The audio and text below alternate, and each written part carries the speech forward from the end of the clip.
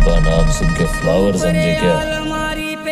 Fire है मैं। जमाई है दूसरे अलमारी पे सलोनी को सजाई है, नीचे अलमारी पे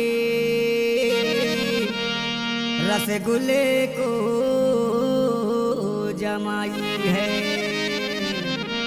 डीजे हीरा बाबू।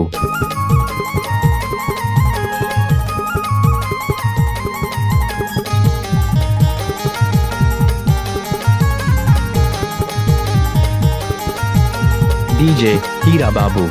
तेरो खुल गई दुकान, तेरो खुल गई दुकान, तेरो खुल गई दुकान, तेरो खुल गई दुकान, तेरो खुल गई दुकान, तेरो खुल गई दुकान, तेरो खुल गई दुकान, मीठा मीठा रसगुल्ले के। तेरो खुल गई दुकान, मीठा मीठा रसगुल्ले के। तेरो खुल गई दुकान, तेरो खुल गई दुकान, तेरो खुल गई दुकान, तेरो खुल गई दुकान, मीठा मीठा रसगुल्ले के। तेरो खुल गई दुकान, मीठा मीठा रसगुल्ले के।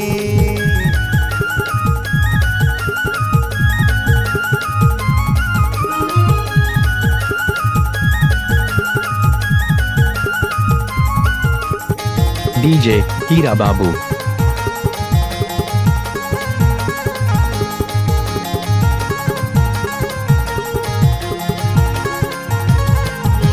मुन्नी बाई नाम है, गोरे गोरे गाल है, उम्र जवान है, मुन्ना बदनाम है। हाँ जो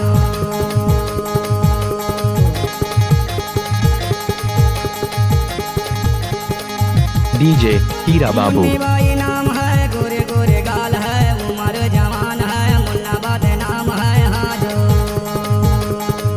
तेरो खुल गई दुकान, तेरो खुल गई दुकान, तेरो खुल गई दुकान, मीठा मीठा रसगुल्ले के। तेरो खुल गई दुकान, मीठा मीठा रसगुल्ले के।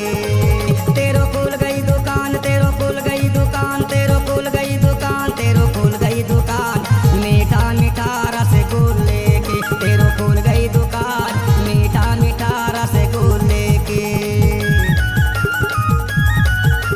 डीजे हीरा बाबू।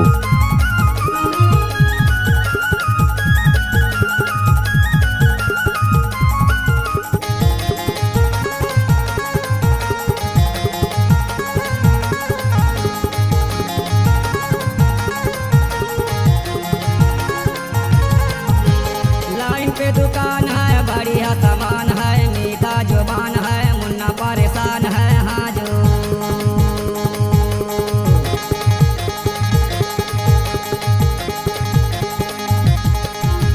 लाइन पे डीजे दुकान है, हीरा बाबू। बढ़िया सामान है, मीठा जुबान है, मुन्ना परेशान है। हाँ जो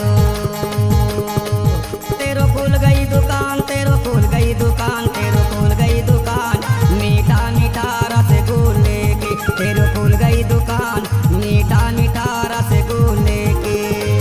तेरो खुल गई दुकान, तेरो खुल गई दुकान, तेरो खुल गई दुकान, तेरो खुल गई दुकान, मीठा डीजे मीठा हीरा बाबू। रसगुल्ले के। तेरो खुल गई दुकान, मीठा मीठा रसगुल्ले के। तेरो खुल गई दुकान, मीठा मीठा रसगुल्ले के। तेरो खुल गई दुकान, मीठा मीठा रसगुल्ले के। C-Log Digital Recording Studio, Cordoba. Contact number 9907119215. DJ हीरा बाबू।